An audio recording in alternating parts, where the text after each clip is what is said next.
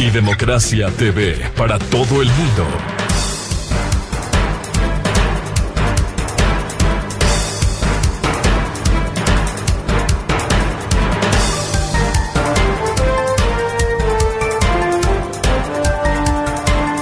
Siete 15 minutos en el territorio continental ecuatoriano, buscando la verdad en la revista de Opinión Democracia. Queremos dar la bienvenida a nuestros siguientes invitados: el doctor René Ortiz, ex secretario de la OPEP, ex ministro de Energía, y también el economista Mauricio Pozo, ex ministro de Economía. Les invitamos para hacer, desde la visión y la experiencia, un análisis respecto del último hecho ocurrido, la suspensión de la exportación de petróleo por la paralización de los oleoductos, incluso los poliductos. Petroecuador ha pedido fuerza mayor para evitar sanciones tras su interrupción del bombeo. El crudo, según se conoce, que está almacenado, servirá para el consumo interno. Esto es parte de lo que se deriva de un fenómeno natural que, por cierto, en el pasado reciente se ha cuestionado la ejecución de obras en sitios extremadamente complejos, y que la naturaleza, es inevitable, en el caso de los ríos, como el río Coca, toma su curso. Doctor René Ortiz, ¿cómo afrontar este momento en estas condiciones, con esta emergencia? Muy buen día, doctor Ortiz. Muy buenos días, Miguel. Permítame saludar primero a su distinguida audiencia, a mi contertulio Mauricio. Mauricio, buenos días. Y pasar a comentarle de la siguiente manera su pregunta. Los fenómenos naturales viven con los seres humanos. Estos se dan en todas partes del mundo. Ecuador no está exento, pero Ecuador tiene una categoría aún más especial, más riesgoso. Está en zona 1, estamos llenos de volcanes. Esto es natural que ocurra, que estamos sujetos a las vicisitudes que se dan en la naturaleza. Y ahora tenemos un crecimiento de un pequeño riachuelo, ¿no? Un pequeño riachuelo que se convierte en río, y ustedes han visto los videos y son impresionantes. El caudal cómo aumentó casi 10 veces lo normal de este pequeño río, convirtiéndolo verdaderamente en un monstruo que se llevó, por la erosión, evidentemente, se llevó ya el puente que conectaba a dos poblaciones en este sector del Chaco. Bueno, y lo que ha hecho el gobierno nacional a través del ministro de Energía y Minas, a pedido directamente de Petroecuador, es tomar una decisión absolutamente pertinente, que es declarar la fuerza mayor. No hay duda de que hay las condicionantes como para que pueda ser aceptado como una fuerza mayor, una suspensión del bombeo. ¿Qué quiere decir la suspensión del bombeo? Quiere decir que en el lado de la producción también hay que suspender la producción, y en el lado de las exportaciones también hay que suspender las exportaciones, pero no se causan problemas de tipo legal, porque en la producción, en el lado oriental, en la producción, existen compañías privadas que necesitan este régimen jurídico que garantiza que se puede suspender y que ellos pueden recuperar la producción, y que habrán métodos por los cuales tienen que ser analizados. Y en el lado de la exportación, pues igualmente hay contratistas que ya estaban con sus ventanas de exportaciones listas para poder cargar crudo ecuatoriano, y la decisión del gobierno nacional ha sido, bueno, pues lo que existe en almacenamiento, tanto en el lado oriental como en el lado occidental de Balao, que esto sirva para el abastecimiento del consumo interno. Ahora bien, desde el punto de vista de los combustibles y para tranquilidad de la ciudadanía, pienso yo que puedo compartir algo que es muy importante. Sabemos que casi el 80% de los combustibles que se consumen internamente en el Ecuador son importados del mercado internacional, y están habilitados perfectamente, sin problemas, los puertos que reciben estas importaciones: Esmeraldas, Santa Elena, Guayaquil. Todos estos puertos están habilitados para poder continuar recibiendo el combustible que se importa del mercado internacional, y las redes de oleoductos, tanto en la parte de la costa como en la parte de la serranía, pues están funcionando. Las estaciones de almacenamiento en marítimas están funcionando y las estaciones en tierra igualmente. Este proceso está funcionando perfectamente. En el lado oriental también hay una pequeña refinería, como ustedes conocen, la refinería de Shushufindi. Tiene un abastecimiento de diésel 2 para consumo local, y esto pues continuará produciéndose mientras se restablezca la normalidad. Se ha dado 10 días de plazo al gobierno para probar cómo funciona el clima, para ver si es que tenemos la posibilidad de que amaine un poco el clima, baje un poco el caudal, lleve a la situación a un riesgo menor. Sin embargo, yo creo que Petroecuador y OCP, Petroecuador con sus 2 oleoductos, el SOTE y el poliducto Shushufindi-Quito, y el privado OCP, tienen que ponerse a coordinar en este momento inmediatamente para darle una solución de emergencia a una desviación del oleoducto. Si no, ya está seco, ya está bloqueado, digamos, el oleoducto en la parte del río Márquez por donde cruzan estas líneas. Puede producirse el rompimiento y no va a producirse ningún derrame. Está protegido desde el punto de vista de esta decisión el problema de contaminación ambiental que se podría haber dado. Es una muy buena decisión. Ahora bien, hay que estudiar inmediatamente la derivación que hay que hacerla. Y esa derivación tiene que hacerse rápidamente. Pues evidentemente se tiene poco tiempo, pero Petroecuador está preparado para esto. Recordará usted lo que ocurrió en el 2020. ¿No? En el 2020 se llevó el río, eso sí fue sorpresa total, se llevó el río los 3 oleoductos, produjo un derrame, tuvimos problemas inclusive de reclamos desde el lado peruano, de que había llegado cierto grado de contaminación. En fin, esto no ha ocurrido acá en este momento. En lugar de la sorpresa que ocurrió en el 2020, hoy tenemos que se ha suspendido en previsión. Y esto es bueno. Entonces vamos a las soluciones. Las soluciones creo que ya hay que medirlas a futuro. Las 2 compañías, Petroecuador y OCP, tienen que empezar a trabajar en una solución definitiva. Hay unas soluciones que han sido ya planteadas, que es el cambio de ruta. Muy bien, esta es una solución.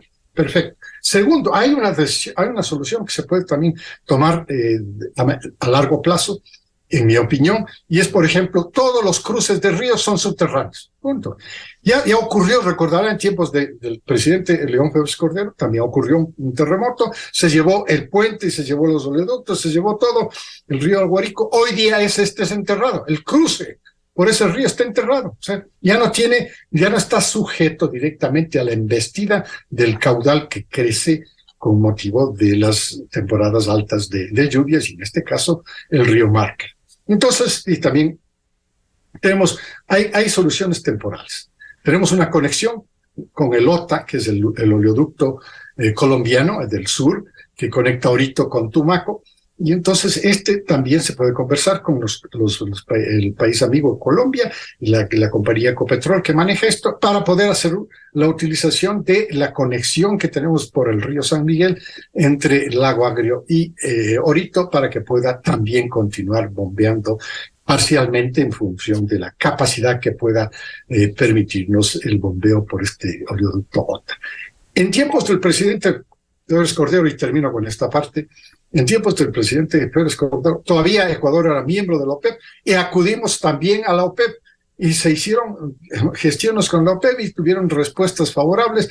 En ese momento, pues Venezuela tenía una posición diferente, normal, producía alrededor de 3 millones de barriles, hoy día no lo tiene esa posición, pero Venezuela le prestó al Ecuador crudo para que pudiera atender sus compromisos internacionales, los contratos que mencionaba anteriormente, y después pagar con crudo mismo cuando se restablezca la normalidad del bombeo del sistema de oleoductos de Ecuador. Es decir, hay muchas soluciones que pueden tomarse inmediatas y soluciones que pueden tomarse a largo plazo.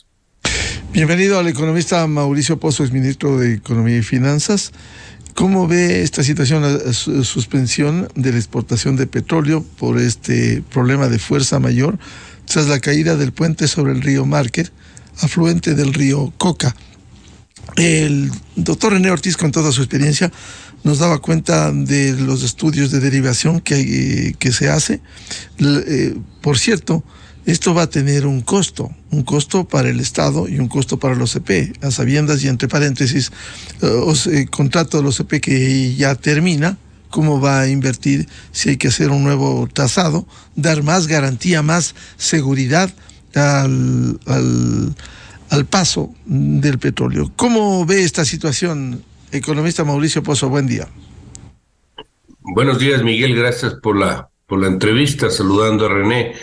Tal vez empezar indicando que estas son las situaciones que se presentan en la aplicación de un presupuesto del Estado, que exige que cuando se establece el mismo, se fijen la mayor cantidad de seguridades y normas que permitan manejar estos imprevistos.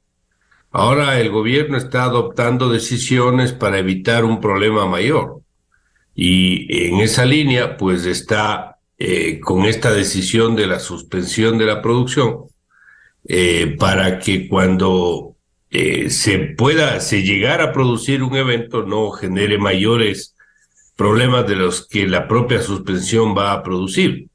Entonces, dicho esto, a mí me parece que el haber generado para efectos presupuestarios, por ejemplo, una fijación de un precio relativamente alto a mi forma de ver, no porque las estimaciones digan lo contrario, sino porque se generaba una mayor vulnerabilidad respecto al mercado internacional, le hacen al país ajustarse como pueda ante decisiones de esta naturaleza. Es decir, si usted tuviera un margen de seguridad mayor, que tuviera un precio un poco inferior para que el margen le permita atenuar situaciones imprevistas como la que estamos conversando, sería con mayor capacidad de defensa.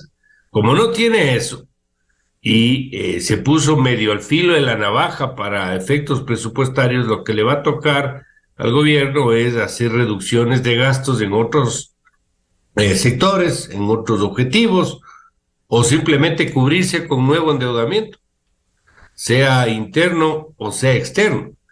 Y en el externo, con el riesgo del país que mantenemos, levantar fondos privados se torna casi imposible, lo que le obligaría al gobierno a insistir en un nuevo convenio con los multilaterales para poder cubrir financiamiento derivado de sus múltiples necesidades y también del problema que estamos conversando. Así que en ese sentido le diría, estas decisiones son importantes, pero cuando se establecen esquemas muy ajustados, por algún lado tiene que salir la plata, porque si no entra plata porque no producimos y no vendemos, hay que buscar reemplazar esos montos de alguna manera. Como se dice en economía, no hay free lunch, no hay almuerzo gratis. Hay que buscar las formas de reemplazar los recursos, pero desde el punto de vista de la prevención, desde el punto de vista de una decisión que de alguna manera aminore riesgos futuros próximos y mayores, me parece que esto va en la línea correcta, tal como lo ha explicado René, y creo que de esta manera algo podemos cubrirnos, pero tiene sin duda los impactos fiscales que acabo de anotar. Economista Mauricio Pozo, en estas condiciones el costo va a ser alto para el Estado el tratar de buscar soluciones definitivas. Fíjese, aquí hay algunos elementos que anotar. En primer lugar, cuando usted establece una norma como la que tenemos ahora, o una política de fijar los precios de los combustibles, independiente de lo que pase con el mercado internacional, y le cae una situación como la que estamos conversando, el costo es mucho mayor, porque usted no puede ajustarse internamente para tratar de amortiguar o atenuar el impacto de la situación.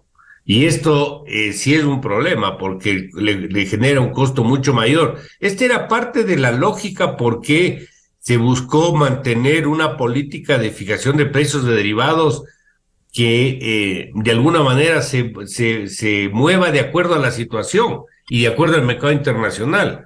Pero ya sabemos lo que pasó, se fijó antes de iniciar ni siquiera la protesta indígena un nivel que no correspondía de ninguna manera al mercado internacional, y ahora nos toca ver cómo nos adaptamos a la situación. Entonces, uno es la fijación de precios, como le acabo de mencionar.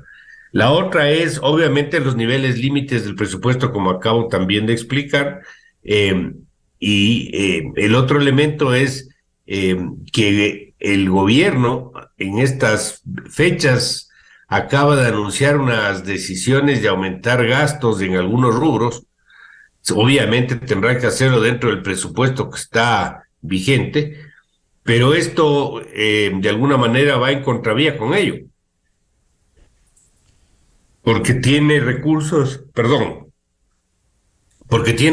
menores y probablemente no va a tener los suficientes fondos para poder atender todo lo que está ofreciendo. Recuerde que acaba de anunciar mayores fondos para el área social, para algunas actividades del presupuesto, y esto conspira contra esos anuncios y esos objetivos.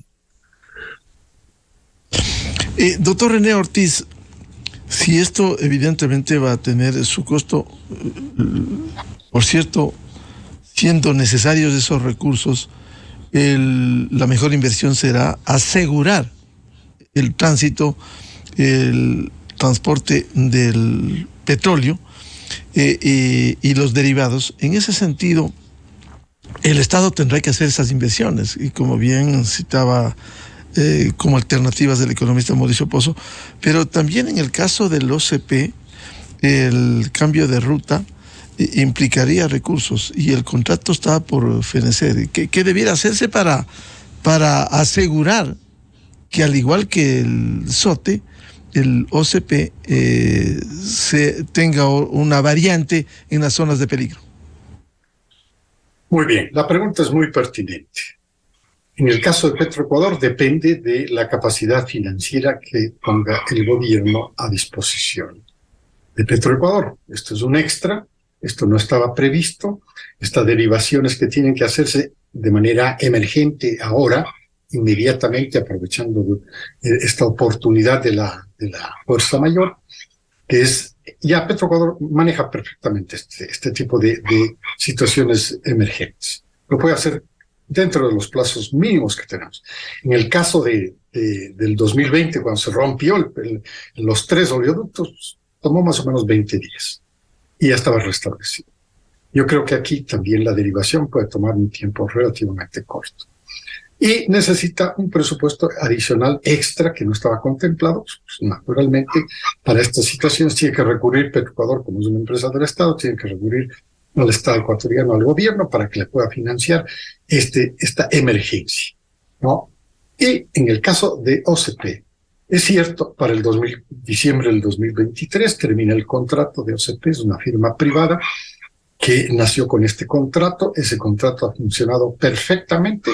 Ese contrato nosotros en el gobierno anterior del presidente Moreno ya lo discutimos, qué es lo que se podrían hacer. Hay muchas oportunidades de manejar ese contrato, la terminación de ese contrato, que es extender de alguna forma, hay que encontrar el mecanismo, la modalidad contractual, de extender de alguna forma el manejo de ese oleoducto en manos privadas.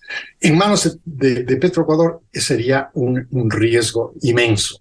Pues no existen en Petroecuador las capacidades para poder manejar un activo de esta naturaleza como lo ha hecho el sector privado. Entonces, sí hay mecanismos que pueden ser utilizados. En esta ocasión hay que anticiparse, hay que conversar, dialogar con ellos, con los dueños de OCP, y proponer una forma de arreglo para que las inversiones que ellos van a hacer adicionalmente estén amparadas dentro de una extensión del contrato actual que termina en diciembre, desde el punto de vista de recuperación de esas inversiones. Yo digo, estas son las soluciones que pueden darse desde el punto de vista financiero para poder superar la situación de emergencia que existe en este momento, que es ¿Qué hacemos? Esperamos que amaine un poco el clima, bajen un poco las lluvias, se reduzca el caudal del río, no de este, sino de todos. Afortunadamente el Coca, a propósito, entre paréntesis, el Coca está seco prácticamente, qué curioso, ¿no? El afluente, que es el río Marker, nos ha provocado esta situación de emergencia, y el río Coca, que es el que venía sufriendo la experiencia esta de la erosión regresiva, en la que se iba comiendo el lecho del río, geológicamente se iba minándolo al lecho, y esto estaba amenazando con llegar a las obras de captación del agua para la generación eléctrica de Coca-Cola Simple. Vean qué curioso. Llevamos 70 hoy día, 80 y más días en que el río sigue seco. El río, la erosión se paralizó ahí. Estamos en el día 80 y la erosión se paralizó ahí. Y entonces esto quiere decir que el tiempo, el clima, perdón, cambia tan frecuentemente geográficamente. Una cosa es lo que pasa en el río Coca, que es el que recibe la afluencia del río Marker, y otra cosa es lo que está ocurriendo en este momento en el río Marker. Por eso digo yo, estas son las oportunidades para hacer creatividad y tomar decisiones creativas, tanto para Petroecuador como para OCP. Y de esa manera asegurarnos nosotros de que podemos manejar este sistema con menor riesgo. Cierto es que desde la construcción hasta más de 20 años, evidentemente la tecnología ha cambiado de una manera impresionante. Todas estas innovaciones podrían ser implementadas en el cambio de ruta, por ejemplo, pero esto es un costo bastante significativo para una empresa privada. Pues evidentemente esto podría entrar dentro de las negociaciones de la ampliación o la extensión del contrato, de la vida del contrato de OCP, por ejemplo, en el caso privado, y en el caso de Petroecuador, pues tiene que buscarse la forma de financiamiento de parte del gobierno nacional, mientras Petroecuador tome sus decisiones de otras opciones que sí estaban en juego, que sí estaban pensadas, que sí estaban siendo trabajadas, como por ejemplo que Petroecuador se convierta en una empresa por acciones y que pudiera acudir directamente al mercado de capitales. Esto ha ocurrido con las empresas estatales en Europa, ha ocurrido con algunas empresas estatales aquí en América del Sur, como Petrobras en Brasil y como Ecopetrol en el vecino país de Colombia, y han funcionado perfectamente. Pero son proyectos que se han quedado suspendidos, son proyectos que se han quedado pendientes, son proyectos que no han terminado, han tenido acciones de protección de los trabajadores que se oponen a todo tipo. Bueno, los trabajadores son un verdadero obstáculo. Para mí es un verdadero obstáculo. No quieren entender que las condiciones han cambiado totalmente en la industria, y hay que estar con la mente amplia, abierta, para poder ser actores positivos del cambio que necesita la empresa estatal. Pero ¿cómo está la empresa estatal? Desde el punto de vista financiero no tiene solución. La única solución es que el gobierno le dé dinero, y el gobierno pues no tiene dinero. El gobierno también ha tomado una decisión de presupuestariamente acopiar dinero para poder atender la demanda social, y está ya más del 51% en el presupuesto que iría a cubrir la demanda social. Es decir, está atendiendo naturalmente, está atendiendo a la demanda social en lugar de atender otras necesidades de una multiplicidad de empresas del Estado que también han sido criticadas en su manejo, en su gestión, y que evidentemente hay que ver la posibilidad de que el Estado ecuatoriano también entre en un proyecto gigante, que es la desmantelación del Estado empresario. Aprovecho la oportunidad para lanzar nuevamente, y yo ya he conversado esto con usted en otros programas en que he sido invitado, hay que entrar en el proceso de desmantelación del Estado empresario. Todas estas empresas públicas han sido botines políticos, han sido mal manejados, hay sobreprecios, hay corrupción, hay presos, hay detenidos, hay indiciados, hay fugados, hay todo esto es un horror.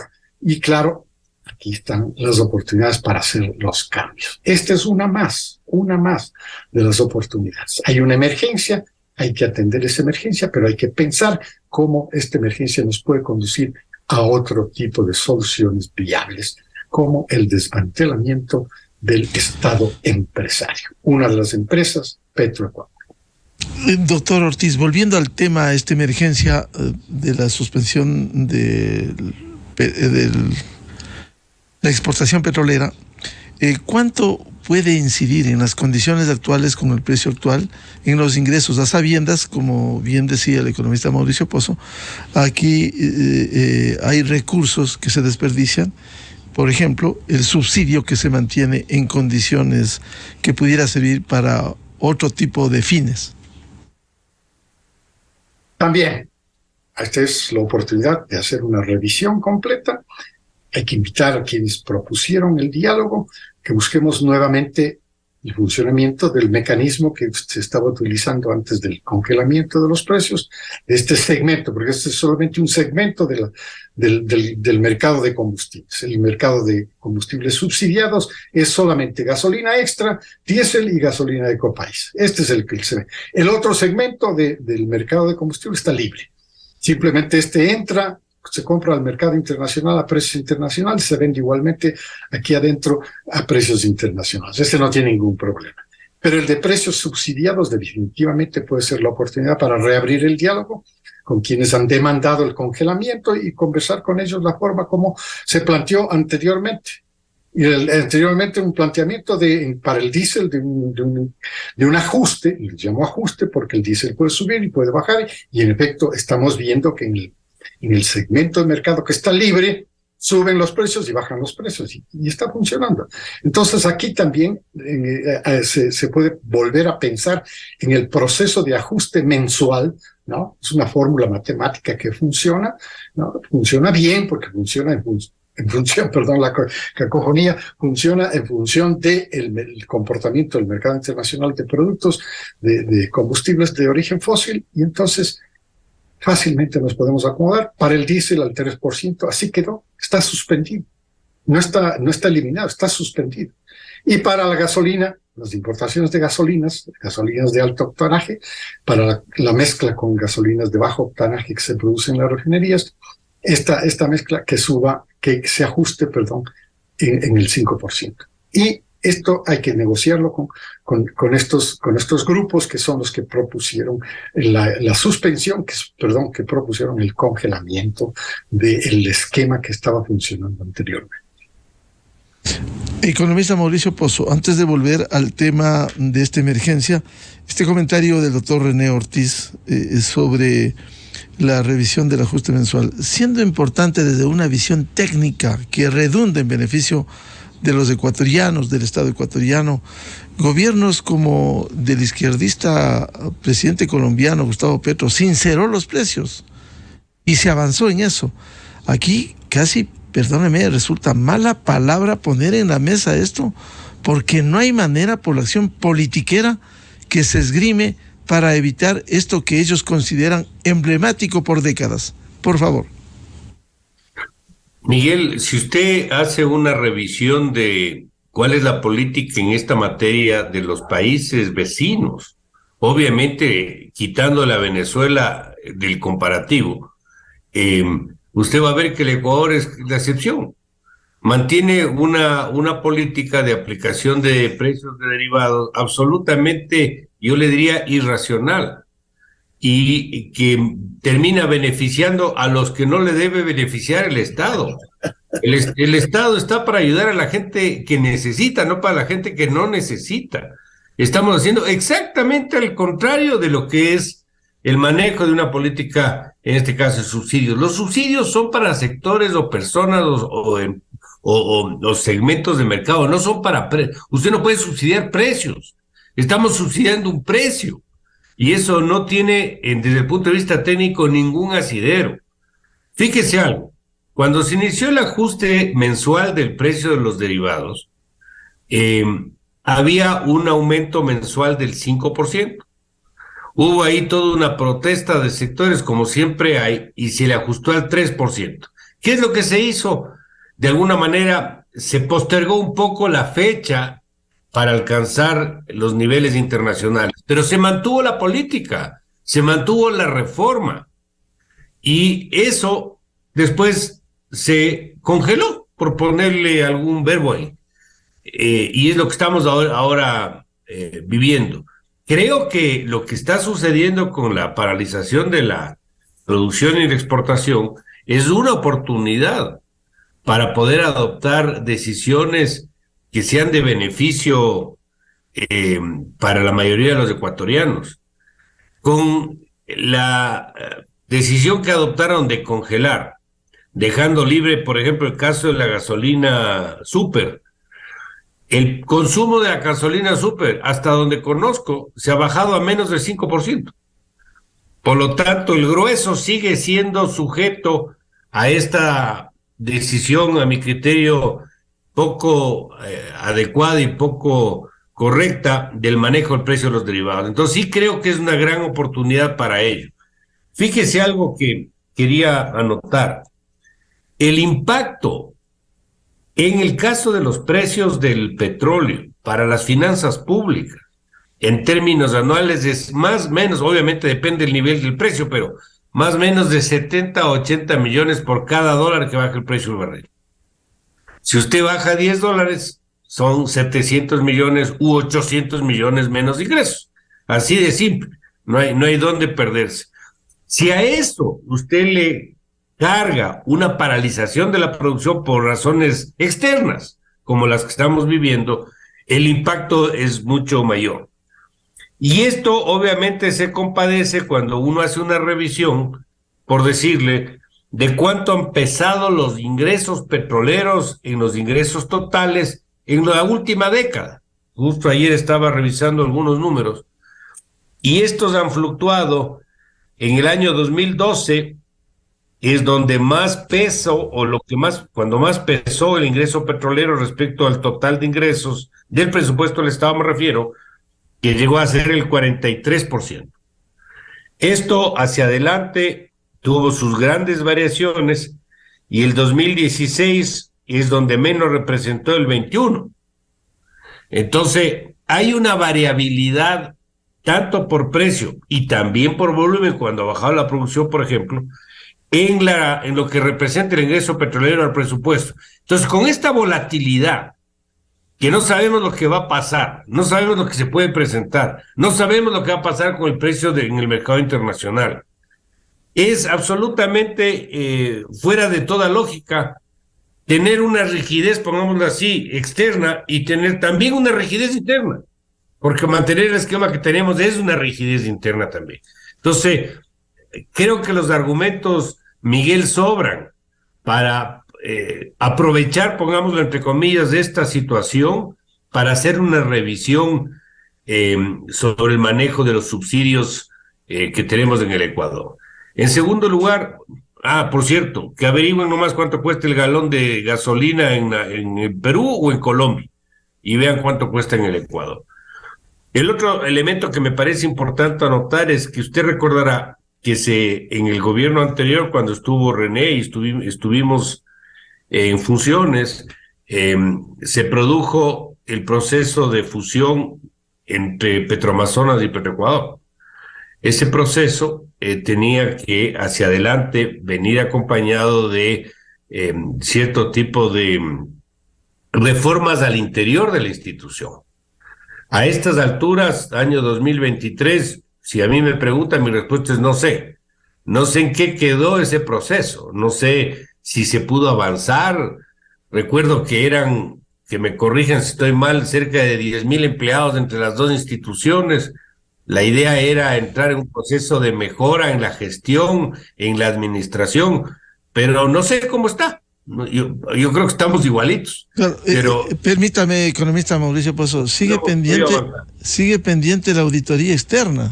Tanto han hablado ustedes, hemos hablado, y realmente sigue pendiente hacer la auditoría externa. ¿Cómo una empresa puede mantenerse así? Fíjese, Miguel, es que esto es lo más inaudito. Preseleccionaron firmas de prestigio internacional para la auditoría de la empresa y pidieron disculpas de no poder entrar y no poder participar. Probablemente no querían salpicarse de poder entrar a manejar una situación de una empresa con mucho cuestionamiento y con muchas dudas de lo que ha pasado a lo largo de los años. Entonces, Eso complicó mucho. Esto, por cierto, estaba dentro de los compromisos que tenía el propio gobierno con los multilaterales. Transparentar la información, y parte de la transparentación era realizar una auditoría de la situación de esta empresa. Si usted no tiene datos, si usted no tiene una real información de cómo está, ¿cómo puede hacer los cambios? ¿Cómo puede mejorar la gestión? ¿Cómo puede introducir nuevas políticas? Así que yo creo que ahí estamos medios estacionados, estamos medios parqueados. Y claro, mañana saldremos del problema de la suspensión, veremos qué hacemos con el contrato del OCP, pero la principal compañía petrolera de Ecuador es Petroecuador, y necesita sin duda un cambio de forma y de fondo. Doctor René Ortiz, con esta coyuntura de la situación en la región amazónica, de los importantes oleoductos y poliductos, ¿no sería el momento de tomar el problema en su conjunto para tratar de solucionar, partiendo, por cierto, de superar esta emergencia, dar soluciones definitivas? Por supuesto. Yo creo que hay que aprovechar las oportunidades. Esta es una más, porque tenemos una cola de oportunidades que las hemos desaprovechado en el pasado. Esta es una más. Lamentablemente tengo que darle la noticia a Mauricio que en efecto una acción de protección paralizó totalmente el proceso de fusión en el que podían reducirse, y estábamos en el proceso, se había reducido durante nuestra administración, la mía en particular, se redució más de 400 empleados. Esto tenía un plan, es un plan muy técnico, Iba en ese proceso y se interrumpió por acción de una acción de protección, un marco jurídico. Un juez en Esmeraldas aceptó una demanda de esta naturaleza de un grupillo pequeñísimo de trabajadores, que es el que hace la bulla en Esmeraldas, pero el hecho real es que está paralizado. Ahora hay que retomarlo. Esta es la oportunidad para nuevamente retomar el proceso, porque está suspendido, simplemente es una suspensión adicional. Están todos los elementos técnicos disponibles para poder continuar con este proceso, y como dice Mauricio, y le acredito totalmente, hay que aprovechar este momento para hacer la reforma, la gran reforma que necesita Petroecuador. Porque como está, no puede seguir. Como está, esa empresa tiene un grado de obsolescencia, pero impresionante. Lo poco que puede hacer para restaurar situaciones de cortes de electricidad, de suspensiones del suministro eléctrico que afectan directamente a todo un sistema de bombeo eléctrico sumergible que tiene Petroecuador en sus campos petroleros. Es decir, cada momento que se suspende la electricidad porque está conectado al sistema petrolero, al sistema interconectado nacional, esto le afecta directamente, qué sé yo, 40, 30, 10 pozos, los que sean. El hecho es que se paraliza, se pierde producción. Pero no solamente se pierde producción, sino que se afecta a todo un conjunto de equipos electrónicos que tienen controles remotos, que son de electrónica muy fina, que pueden ser afectados, y en efecto, en muchos de los casos son afectados. Y cuando se afecta una bomba, para poner un ejemplo, cuando se afecta una bomba electrosumergible en un pozo, hay que montar una torre de workover para poder sacar la bomba y examinar en la superficie qué le pasó a la bomba, ver si cómo cambiar partes y piezas y volverla a poner en el puesto del yacimiento propiamente, y que continúe produciendo. Pero si no funciona, si no arranca la bomba, hay que cambiar la bomba, y la bomba cuesta una tonelada de dinero. Entonces hay que proteger el sistema de suministro de electricidad. Bueno, la decisión fue importante de conectar toda la operación de Petroecuador, no está toda, pero parcialmente, pero conectarla al sistema de suministro eléctrico del Sistema Nacional Interconectado. Teníamos una sobreoferta impresionante. En ese tiempo también, el 20, vendíamos electricidad a Colombia. Hoy estamos comprando la electricidad porque tenemos un estiaje. Es decir, todas estas situaciones nos invitan a que reconsideremos qué hacer con la empresa estatal Petroecuador. Y esta es la oportunidad para poder hacer un verdadero cambio. Un cambio que esté acorde con lo que ocurre en el mundo. Los sindicatos tienen que sentarse a conversar con el gobierno para poder entender qué es lo que está ocurriendo. Por ejemplo, algo muy cercano a nosotros, Ecopetrol. Ecopetrol, cuando empezó el proceso de bursatilización, en el que se ha convertido a la empresa en una de las empresas más importantes en el mercado bursátil internacional, ¿no? Impresionante. Llegó a tal punto que las acciones de Ecopetrol se vendían en el supermercado. Y yo quiero traerles el ejemplo. Una vez que pasaba una persona por la caja, le ofrecían, dice, ¿quiere comprar acciones de Ecopetrol? Y esa es una forma de capitalizar a la empresa. ¿No? Quiere comprar acciones de Ecopetrol y véndame 100, véndame 10, véndame lo que sea. Esta es la respuesta ciudadana. Es una privatización, sí, pero si privatización de los ciudadanos ecuatorianos que tienen la posibilidad a futuro, si este proceso continúa, tienen la oportunidad de comprar acciones de Petroecuador, si es que tienen confianza en ese tipo de manejo de gestión, porque evidentemente tiene que cambiar también. Si ha funcionado en Colombia, ¿por qué no va a funcionar en Ecuador? Y está suspendido, pero el proceso estaba bien pensado y tiene que evidentemente ser llevado adelante. Si es que hay que hacer algunas reformas, si es que hay que hacer algunos ajustes, pues hay que hacerlos y no hay problema de realizarlos. Pero no se puede quedar estática.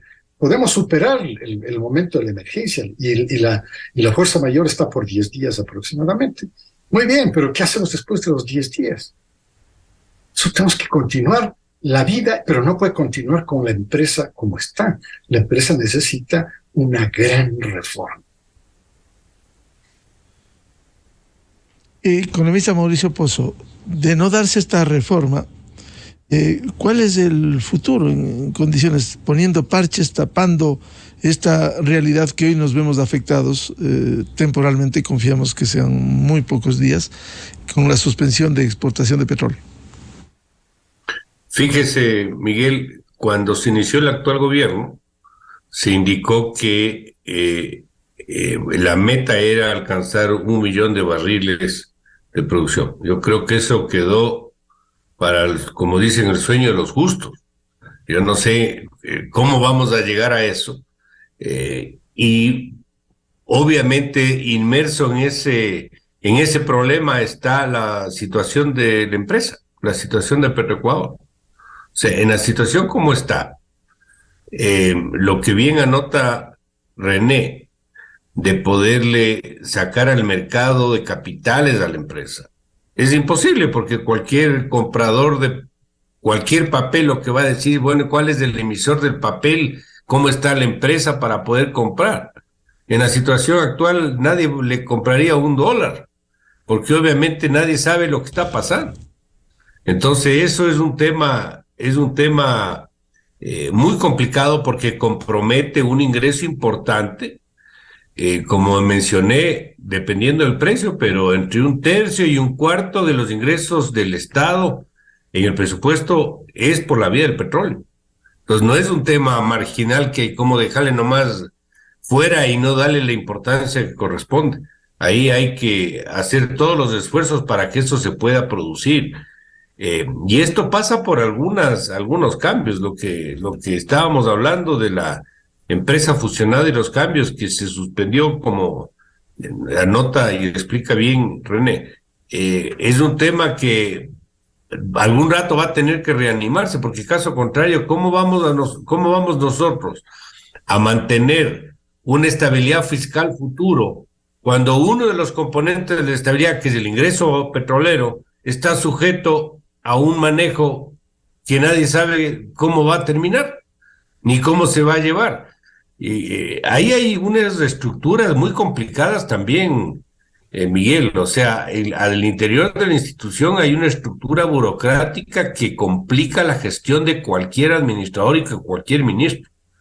Yo inclusive le diría, muchos con consignas hasta políticas de que les conviene que le vaya mal al ministro, porque eso les permite perennizarse en la función y obviamente generar todos los beneficios de estar ahí tanto tiempo.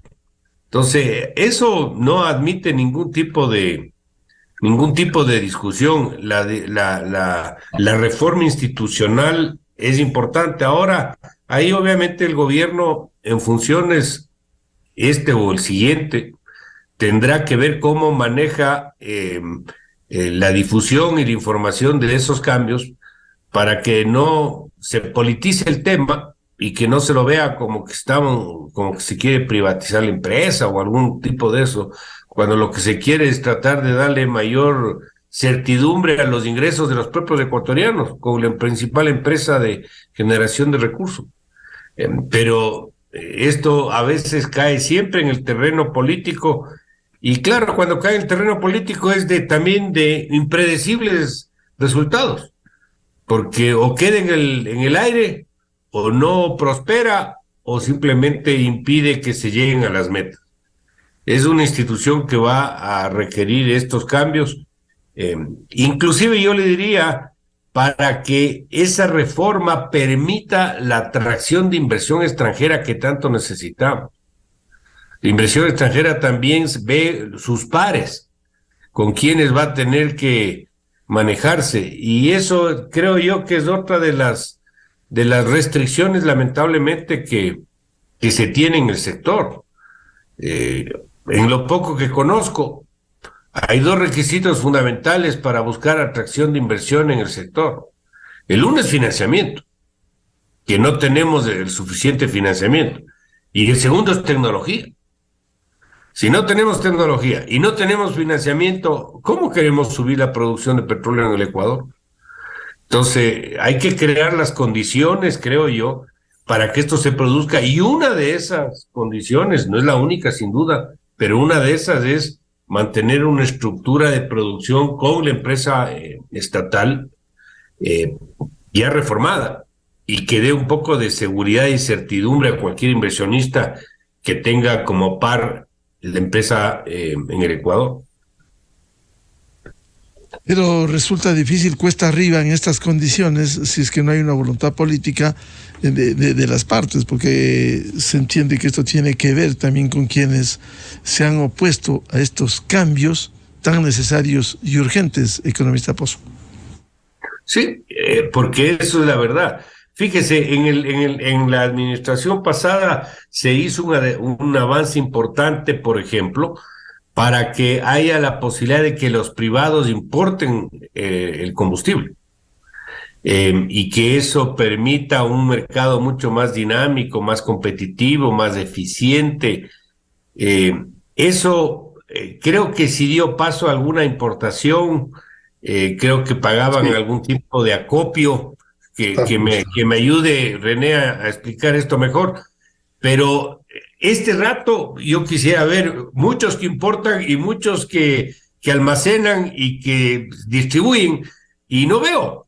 Entonces ahí eso medio que se detuvo en algún rato por alguna razón, pero que es parte de lamentablemente la poca, yo diría, dinámica que tiene el sector producto de todas las situaciones que estamos conversando. Bien, muchas gracias por estas reflexiones. Seguiremos hablando porque el tema está en desarrollo. Primero, la solución de esta emergencia por la suspensión de la exportación de petróleo, y luego los cambios estructurales tan necesarios que requiere el país en el sector petrolero ecuatoriano. Muchas gracias al doctor René Ortiz, exministro de Energía, y al economista Mauricio Pozo, exministro de Economía y Finanzas. Muy amables, muy buen día. Muchas gracias. Buenos días. Muy amable. Buscando la verdad en la revista de Opinión Democracia, 8:04 en el territorio continental ecuatoriano. Pausa publicitaria y ya volvemos para hablar del tema político.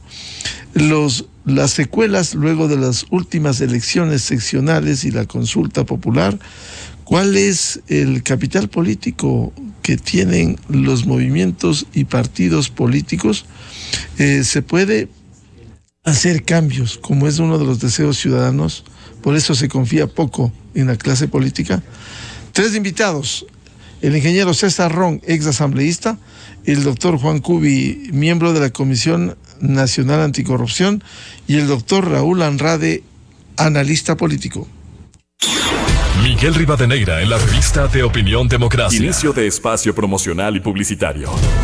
Puentes retirados. Discovery tiene permiso para despegar en T-5, 4, 3, 2,